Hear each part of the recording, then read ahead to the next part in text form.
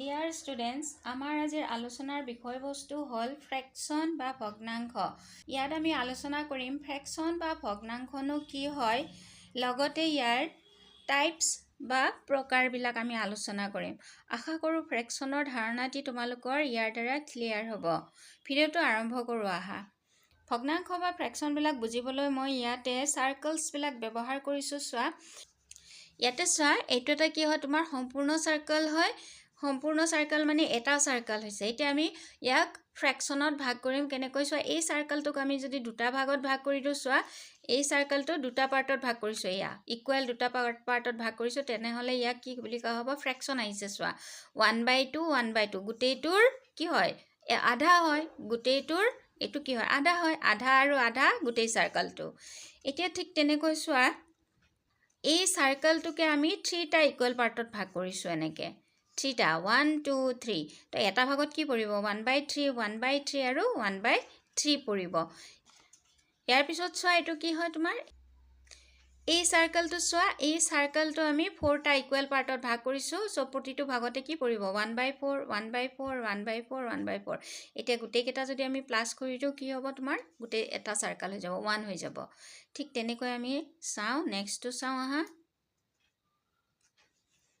ইয়াৰ পিছত চোৱা, এই চাৰ্কলটো কি কৰিছোঁ, আমি 5টা ইকুৱেল পাৰ্টছত ভাগ কৰিছোঁ। এইটো 1, এইটো 2 পাৰ্টছ, 1 2 3 4 5 পাৰ্টছত ভাগ কৰিছোঁ। চ' ইচ পাৰ্ট কি হৈছে তোমাৰ 1/5 1/5 1/5 হৈছে। ঠিক তেনেকৈ আমি এটা 6 পাৰ্টছত ভাগ কৰিছোঁ। চোৱা, 1 2 3 4 5 6 ইকুৱেল পাৰ্টছত ভাগ কৰিছোঁ। গতিকে ইয়াতে কি হৈছে তোমাৰ ফ্ৰেকশ্যন পাইছোঁ আমি, কি হয়, এই গোটেই চাৰ্কলটোৰ এইখিনি কি হয় 1/6। এতিয়া এই দুটা ভাগ কৰিলে আমাৰ কি হ'ব, দুটা ভাগ যদি এড কৰি দিওঁ আমাৰ 2/6 হ'ব। 3টা ভাগ কৰিলে কি হ'ব, 3/6 হ'ব।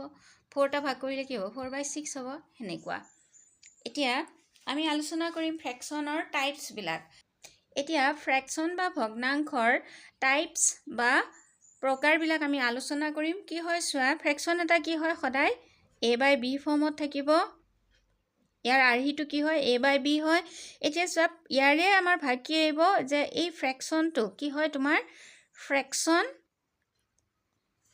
চ' ফ্ৰেকশ্যনৰ কি হয় তোমাৰ, ফ্ৰেকশ্যনৰ ফাৰ্ষ্ট টাইপটো কি হ'ব তোমাৰ প্ৰপাৰ ফ্ৰেকশ্যন,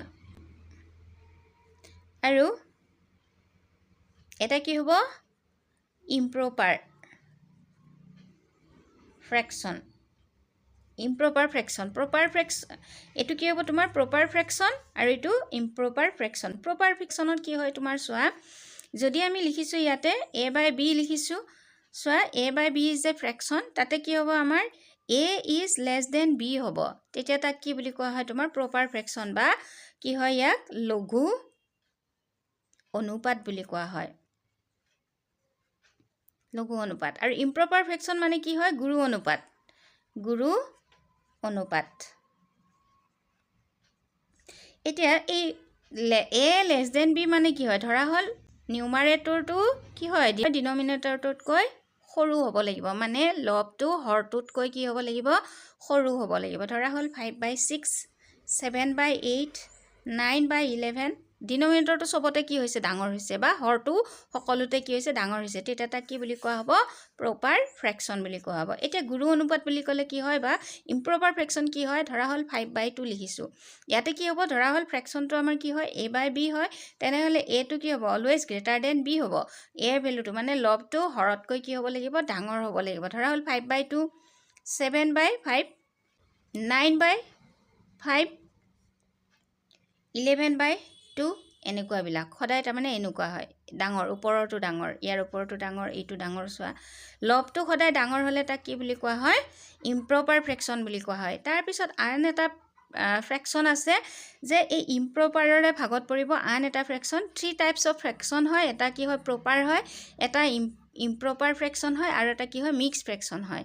আনটো কি হয় মিক্স ফ্ৰেকশ্যন। এতিয়া মিক্স ফ্ৰেকশ্যনটো আমি এইটোৰ পৰাই পাম। চোৱা, এইটো ধৰা হ'ল 11/2 লৈছোঁ আমি, এইটো 2ৰে ডিভাইড কৰাচোন, কিমান হ'ব, 5 2 = 10, চ' 1/2। এনেকুৱাবিলাকক কি বুলি কোৱা হয়, মিক্স ফ্ৰেকশ্যন বুলি কোৱা হয়, বা মিশ্ৰ অনুপাত। আমাৰ এই ইম্প্ৰপাৰ ফ্ৰেকশ্যনটোকে আমি কি কৰিব পাৰোঁ, আমাৰ এই ইম্প্ৰপাৰ ফ্ৰেকশ্যনটোৱে আহি আমি এনেকুৱাকৈ বনাই ল'লে কি হয় মিক্স ফ্ৰেকশ্যন বা মিশ্ৰ অনুপাত হয়। ধৰা হ'ল তোমাৰ 5/2 আছে, এইটো ডিভাইড কৰিলে কি হয় চোৱা 5ক 2ৰে ডিভাইড কৰা, 2 2 যা 4 হয়, 1 ৰিমাইণ্ডাৰ। চ' এইটো কি হ'ব 2 টাইমছ গৈছে আৰু এইটো 1/2 হৈছে। তো এইটো কি হৈ গ'ল মিক্স ফ্ৰেকশ্যন হয়।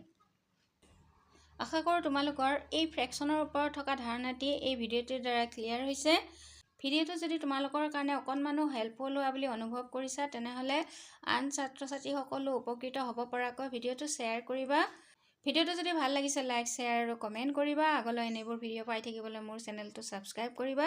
লগতে এনেবোৰ ভিডিঅ' পাই থাকিবলৈ বেল আইকনটো প্ৰেছ কৰিবা।